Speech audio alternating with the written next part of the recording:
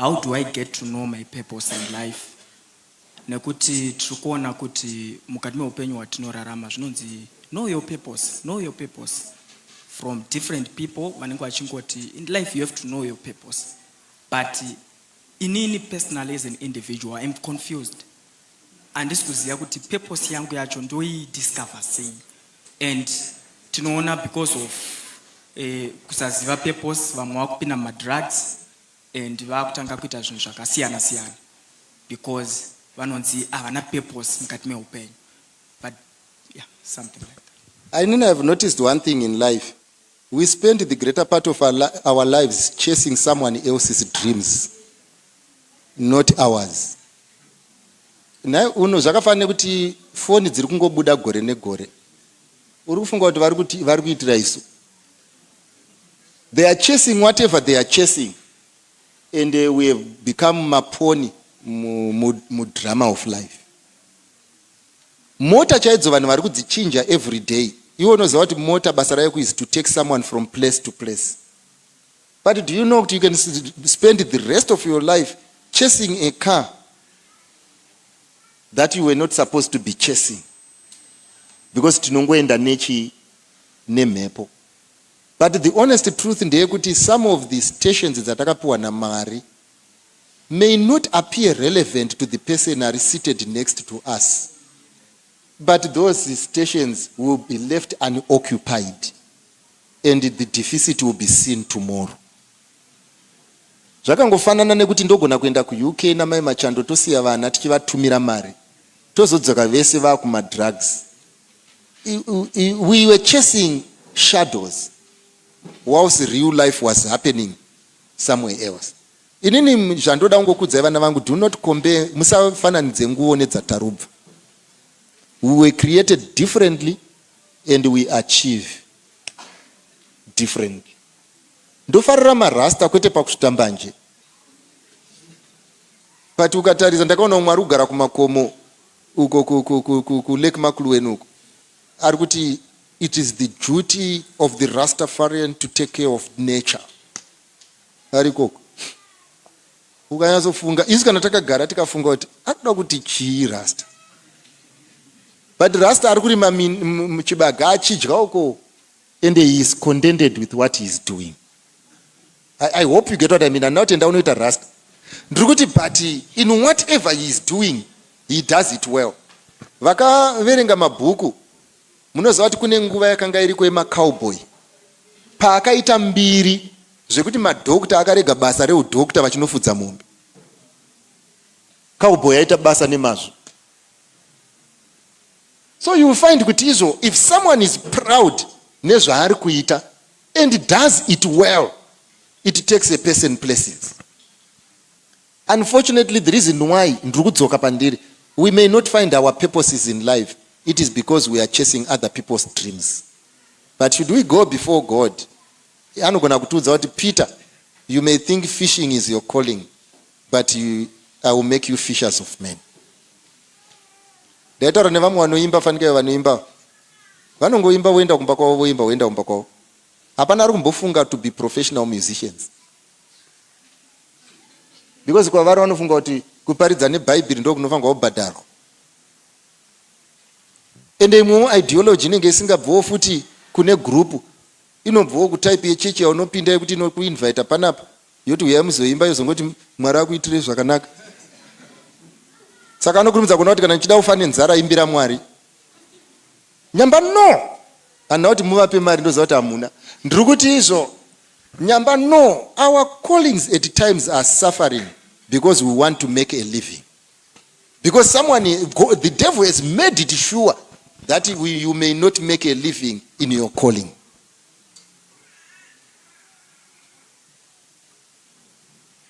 Amdapa manzi kuri kubhadharwa uko. Ndobva matanga kuti iwe unofunga kuti holi yavanongoibhuka mahara, vopractice mahara, vongoimbira iwewe kuti ndiwani uri kuda kuita nezvei. You get what I mean?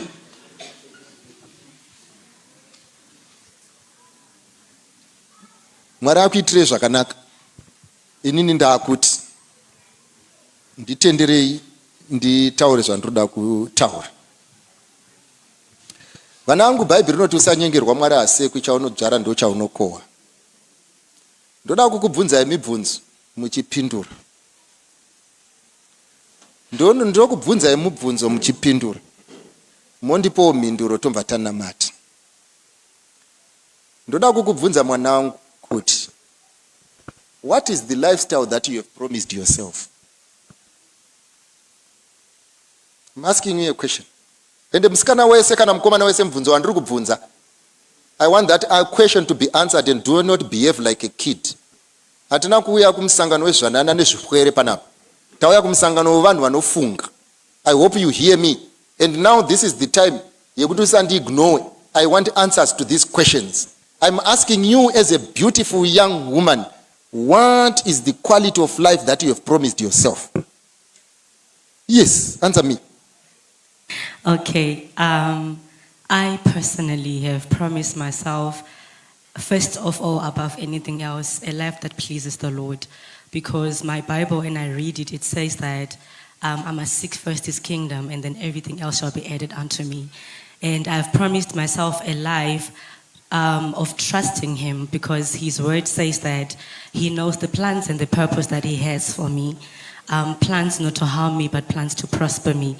Then now when I come from that, one person who constantly seeks his guidance goes back to my word frequently to say, what else now can I do from here? Because I do not just want to be an ordinary person, but I want one day that my name should be said to say, there was Ruvimbo and she walked with God and this is what she accomplished. So that is the life that I personally purpose for myself. I want to tell you, these young women, could the Bible not, I can do all things through Christ who gives me strength. Bible arina kutaura kuti izvo, there are some people who are going to do everything for you because you lack strength. If you promised yourself nothing and you are not working towards achieving it, nobody is planning to achieve it for you. And kana uda kuzofamba uchitaura kuti my husband is a failure, my boyfriend is a failure. All I want to tell you, your husband or your boyfriend is a true reflection of the failure in you. If you promise yourself nothing, your boyfriend promises you nothing. It's as simple as that. No man owes you anything except your creator. Whatever your creator promised you, these are the only things that you will ever get, not what man promises you. Never. Whatever, mwana wangu ndoda kukudza wakagara ikoko, zvekuti wakatsukira istori, zvekuti une mazamu istori, zvekuti mahips ari correct istori, zvekuti bvudzi rakagadzirwa istori, zvekuti une vakomana 7 istori. Ndoda kukuudza kuti mukuwanda kwevakomana vako nekuwanda kwerunako nekuwanda kwezvose, chandoda kukuudza ndechichichi. If in it there are no God's promises, you are moving but going nowhere. Seesaw. Up and down. That's number one. And many young women who look at me, vanodaro pamusana pekuti they quickly forget the life that they've promised themselves. Quickly. You quickly forget you want a good life. You quickly forget you want to drive. You quickly forget that you want your own house. You quickly forget that you want someone who is not abusive. You quickly forget that you want happy children. You quickly forget you don't want abuse. You quickly forget because you have promised yourself nothing. Nothing.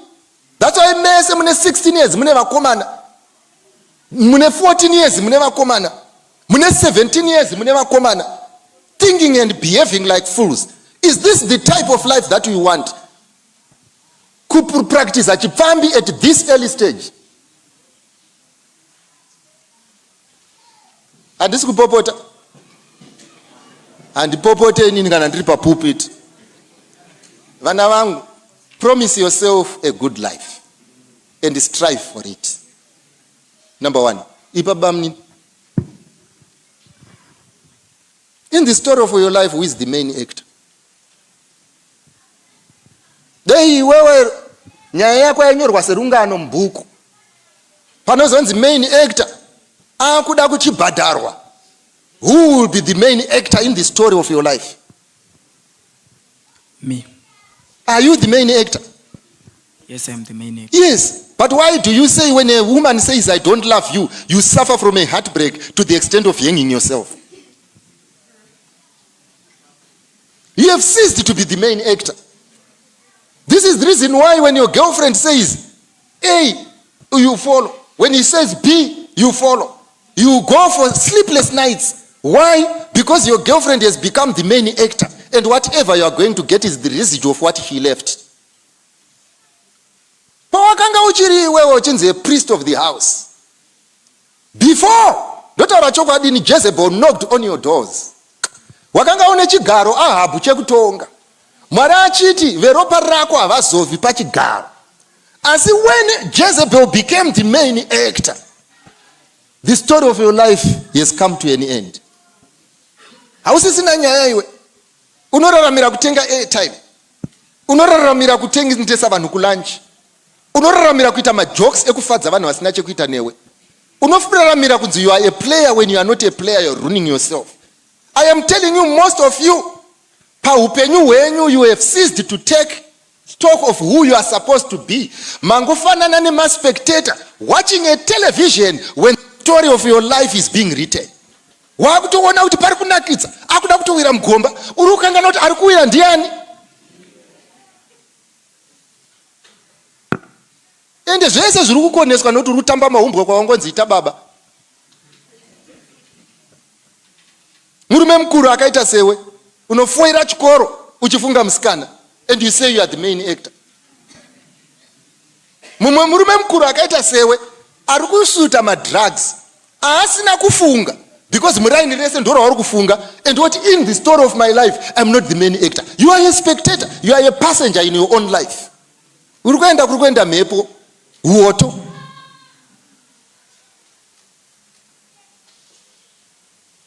Kuti musikana akati chechi yadi ndatichienda kumba, unobuda uchienda. Imbondiperekedzapo time yeSabbath school, unoenda. Ngati mboendai pafoni patime yechechi, unoenda pafoni. Nguva yekuti ngati namatei, you are not taking it serious, and you say you are the main actor.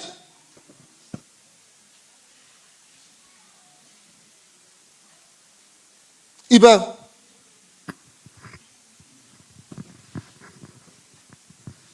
ndoda kubvunza mubvunzo. Iwo ugere ipapo. Andiri kubvunza inini, mundiregererewo.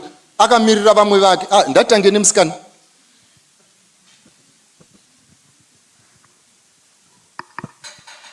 Mwanangu ndoda kubvunza. How many people in your life are upset because you didn't do what they wanted to do? Vakawanda. How many people in your life are upset because you didn't do what they wanted you to do? Sokorora kwa nauti wapindura zviruro. I want to tell you, if no one is upset with you, that means you are sailing like a ship without a rudder going nowhere. Haisi nguva ino yekuda kutsvaga kuti vanhu vari kufungei pamusoro pangu. Vanhu vari kufungei pamusoro pedress rangu. Vanhu vari kufungei pamusoro pemahips yangu. Vanhu vari kufungei pamusana pekuti ndine I have decided to be who I am. Vanhu vari kufungei because ndataura kuti no peace in my life. If you are moving around with people who are very happy to be with you because you can sacrifice the truth for the sake of smoothness, then you are going nowhere, my daughter. Hakuna carrying excess baggage. Too many slaves in your ship. You are afraid of disappointing people. Who are they? I want to tell you, as you scale high, so many will be disappointed. And it is not your duty to take stock of who are disappointed. Those who do not want to fly must be left behind. But wakaudzwa nemukomana wako kuti inini handidi doctor ndoda teacher, ukaregedza course. Stupid. Uri benzi remunhu, ndayazokuudza inini sababa bako kuti pfungwa dzako hadzishande. Iko ndezvo uri munhu uri kubata shaya uchinetswa nemunhu who wants to create a robot out of you. Ari kuda kuti iye aone an extension of himself. Akafona wadaira phone, akati sumuka wasumuka, akati gara wagara, akati nude waita manudes. I want to tell you, doing everything that a guy demands that is not a promise for marriage. It is just a display of stupidity. And umwe musimchamira ndoda ndikuudzei 2020 30 kana 2040 Facebook inenge ichitaura makagara. ichidaidzira zvandiri kudaidzira makagara, mwana wako agokubvunza kuti maivepo.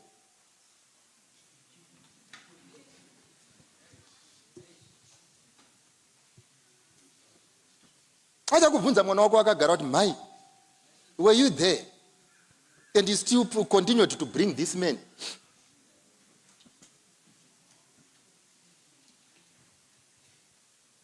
Mfana, do you believe with me that a person hears only that which he understands? Yes. And what does that mean?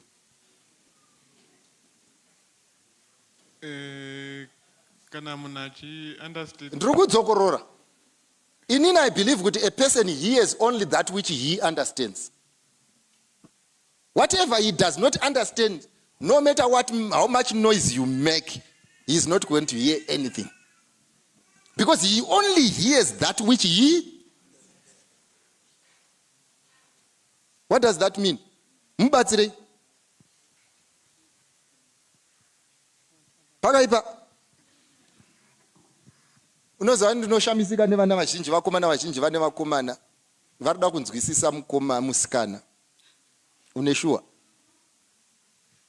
Solomon chaiye aive nepfungwa dzimwe dzaakapiwa naMwari dzisingaite. Pavakadzi Solomon vakamugarisa pasi akapedzera akunamata matombo. Solomon. Vapana ndoda kukuudzai. Spishi igere apo iyo. Kana pana anofunga kuti ndoinzwisisa. Iwa. Usaone kana vakanyerera sofunga kuti havafunge. Ava. Anonakidza achikasadza kumba kwamai vake uyu munhu wauri kuona. These are the things that you need to understand. Ukanzwa pachigarwa pasi pachitaurwa nenyaya dzemarriage, hamunzwisise munhukadzimi ende hamunzwisisi munhurume. Ndiri kukuudza chokwadi. Munhu anongonzwa zvaanonzwisisa. But munhu, kana pane chinhu chinonetsa chakanetsa Mwari kusvika Jesu afa pamuchinjikwa, munhu. Uri kutaura chiko munhu. Wokuudzwa naAdhamu kuti hanzi naMwari musafambe.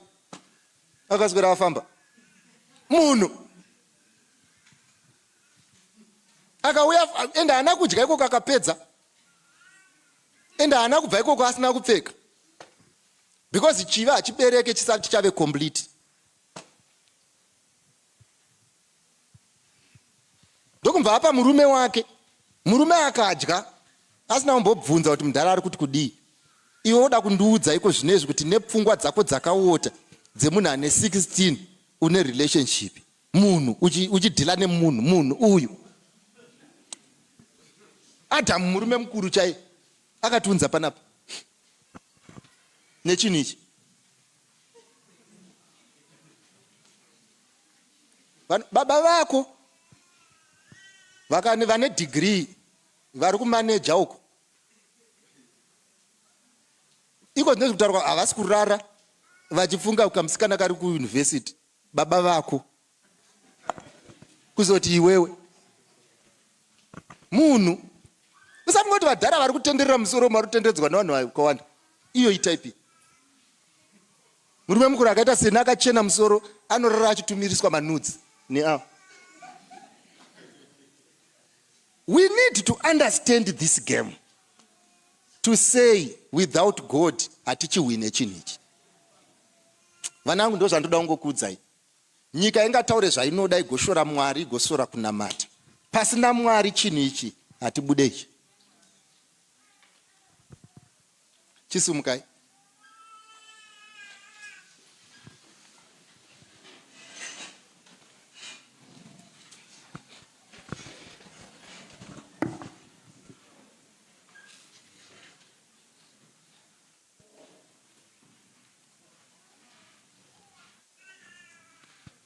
(52) is Isaiah. I'm reading from the first verse. Mine says, wake up, O Zion. clothe yourself with strength. Put on your beautiful clothes. Ha.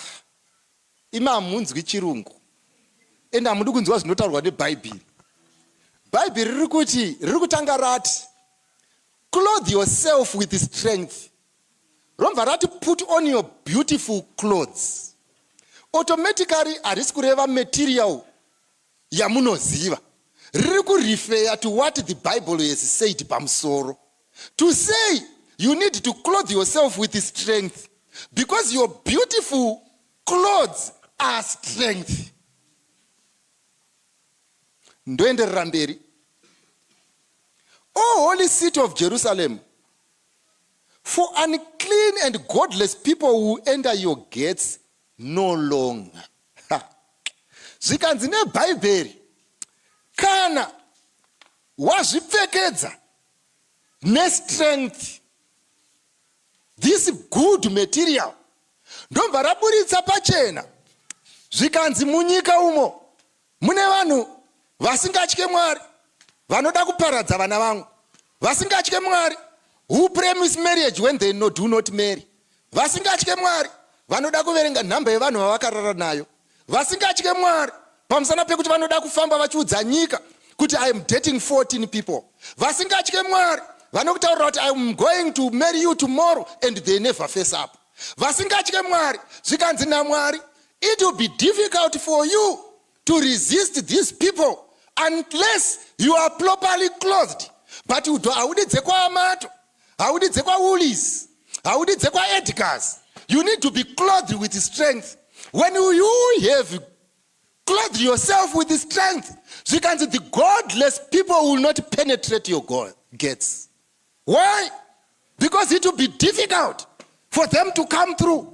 It will be difficult for them to make promises. It will be difficult for them to promise heaven when there is no heaven. Why? Because you are strong and they will respect the strength. Asi vana vangu dzekwa Woolies tadziona, vana vangu dza hairdresser tadziona, vana vangu dza tailor tadziona, vana vangu dzamunotenga tadziona, vana vangu ganda remapiritsi tariona, vana vangu kusimba kwamahipster maona. Mubvunzo wochiti nemasimbiro aya, where is your strength?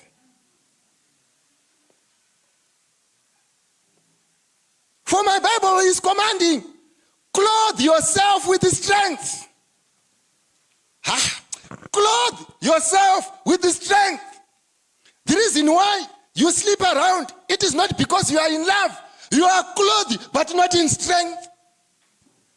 And you may do it to here today, but it will also take strength to say no to your secretary when you marry her tomorrow. Clothe yourself with strength. Taitaura umwe musi neumwe pachitaurwa apa. Unoziva umwe musikana anouya kumusangano, auya kumusangano, anotanga kuwa ari pamusangano. Ari kuwa. Mukomana wake ndomba aenda naye. Zvikanzi izvo naishe imi vanhu vakuru, tibatsirewo pamusikana wangu uyu anonetswa nanatete vake. Ava vamunamatira, vapedza kumunamatira musikana wozoti no, ina handinetswi nanatete ini. Ndakaenda kuna Nyatsimoko ndichida kupiwa mushonga wekuti mukomana wandinoda hapana kwaanoenda. Ndokubva vanodhidha vamunoti manjuzu vaya. Akapfeka bhengo rake rakanga rine maletters A to Z. Zvikanzi izvo saka bhengo iri ramuri kuona riri panapa, ndikadanana nemukomana akandiramba, ndikanyora zita rake apa, haadzoki. Hanga asingada kuti haadzoki, anga achireva kuti anozorora. Handina anondiramba kana ndichiri kumuda muteritori yangu. Ende unoziva kuti vaparidzi vakatanga kuitisana nharo kuti tomuudza here mukomana kuti ndo zviri pano kana kuti tisamuudze. Why? Because the young men forgot, before you go dating, clothe yourself with strength. For the godless are waiting for you to see whether they can consume you. Some of the things that you are doing, you are no longer doing because you are in love. You are doing because you are lacking in strength. Hauna kusimba. Hamupa buda hapa. Iwe kuti umwe anorara ari muna Nyatsime achiromba achida kutsvaga mukomana, iwewo pamunamato unorara muchechi unenge uri paWhatsApp muchiita majoke. Iwe hauna kusimba. Hamuna kusimba vazhinji venyu mugere pano. hamuna kusimba. Saka pamuri kufunga kuti tiri kuenda, muri kuendeswa. Tiri kugona, muri kugoneswa. Tiri kuita, muri kuitiswa. Bible riri kuti, as long as you clothe yourself with strength, the godless people will not penetrate this thing. Hamuna simba vazhinji venyu. Hamuna simba vazhinji venyu. Wakamuona mukomana, mukushaya kwako simba. Ukapfimba mukomana, mukushaya kwako simba. Ukapfimba munhu wachati mudzimai, mukushaya kwako simba. Nhai mwana wangu. How can the decisions of a weak man be strong tomorrow? But why do you treat your lives as a joke? Nhai vanangu, ndiri kukubvunzai mubvunzo ndatouya. Why are you treating yourselves as a joke? Why? Why are you treating yourselves as a joke? Why? Ndakubvunzai mubvunzo. Why are you taking yourselves as a story, a folk tale? Why? Yekuti umwe nomwe anongonyora zvaanoda. Aita angofunga ndomboda musikana nomboya paurombo paka. 2 days later aenda iwe. Umwe anopromisa kuroora. 2 days later aenda iwe. Umwe oti ndichauya ndobvisa mari. Haatombosurface iwe. Umwe okutaura kuti mari ndinayo. But I cannot marry your type iwe. Nhai mwanangu. Are you strong for this thing? Are you strong? That are you strong? Kuna vakomana vazhinji vakaromba mumwe munoziva. Ende munoziva kuti hakuna chikwambo chisingade muri kuripo. Vanhu vazhinji vamwe vacharorwa pano vakanditarisa. Muri muripo wakakodzera chikwambo. Wekuti when a man makes a decision, anenge achinyatsoziva kuti inini kwese kwandakaenda kwakanzi kunodiwa mukadzi. And every year ane mukadzi. You think he is taking you to bed for fun. Muchigame hamuna fun ichi. Uri kunamata. But toti uyai musimbe hamudi. Kuti nezera rako iri une musikana wepa Facebook. Hauna kusimba.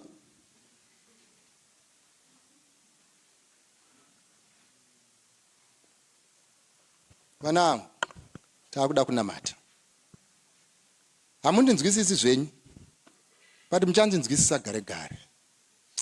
Takaluza vanhu muchinhu ichi. Takaita vamwe vanhu mwanangu. Who were very upright. But mukomana aipromisa kuti ndoya kuzorora. Achirora kuHarare, achirora kwaMutare. Munhu wani. Chigema hachina kunaka ichi. Tatiri bocha umwe musi. Umwe mudhara ndomva atu kune muroora wake. Aenda kunoromba akanzi munhu uyu ndiye anofanirwa kufa. Ndomva anoona kuti waari kufanirwa kuuraya haurayiki. Ndomva angodaidza muroora wake anga achangoroorwa mudiki aibva kukweko. Ndokumva amupa chimwe chinhu chakaita crosses kanzi enda unosima mumunda umu. Ndomva anosima mumunda musikana uya. Achingopedza kusima mva anobvunza baba mukuru kanzi vatezvara vandipa chimuti vakati sima mumunda chakaita chicross. Zvikanzi nababa munini ausasima ukangosima warova pasi. Zvikanzi ndatosima ini zvikanzi finish. Haudzokere kunochidzura. Nekuti knowledge yawaiva unayo unonobvunza sei wapedza kusima. Unobvunza sei wapedza kusima. Ndati unobvunza sei watosima. Unobvunza sei only to be given the conclusion of the matter. Kubhuku paratanga kunyogwa ngosipo here.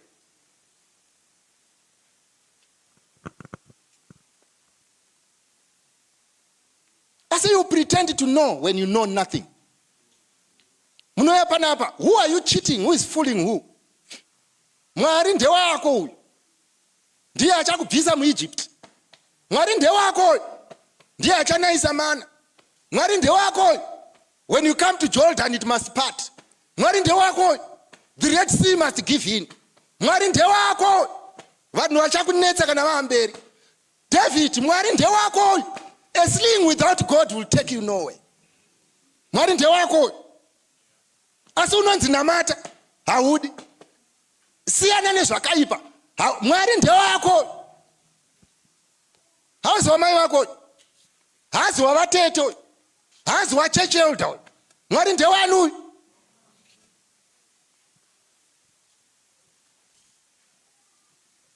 Vanoti Mwari tibetserewo. Toda kusangana nemi tifambe zvakanaka nemi. Toda kunamata.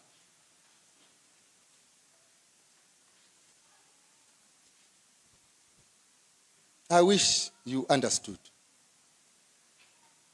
Ndongoriti handina zvandingaita kana wapedza kusima wasima. Kana wazopedza kusima hawasimako.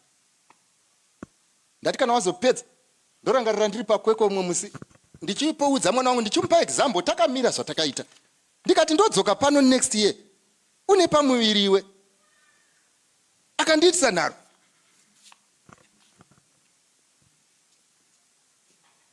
Pana achada.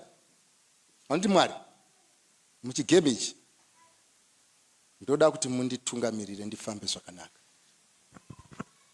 Simudza ruoko rwako. Ende haikona kusumudza ruoko kufadza inini. Ini changu rangu ground ndinaro. Kuti kwatototambawo redu bhora. Kunoda masimbiro ako. Asi imimi vazhinji venyu vari panapa. Kupfeka makapfeka henyu. But you are not clothed with strength. Ngatinamati.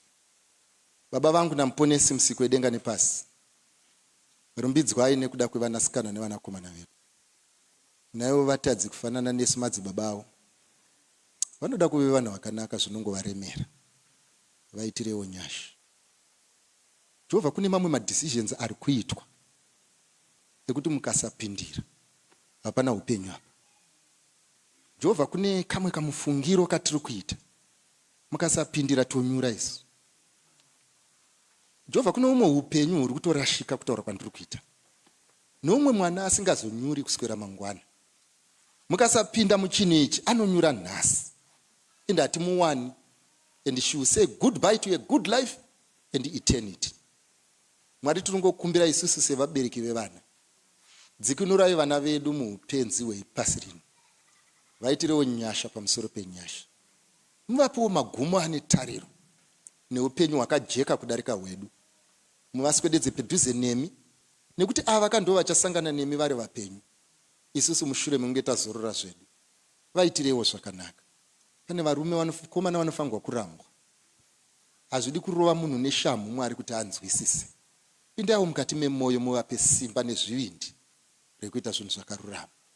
Vanakomana vedu vamwe vedu vadherereswa nevanasikana vavasingazive kuti izvo zvikwambo mukati meupenyu hwavo. Vadzikinurewo kubva mukusaona kuri pachena. Muvapewo simba pamusoro pesimba. Muzita raJesu tinonamata. Amen.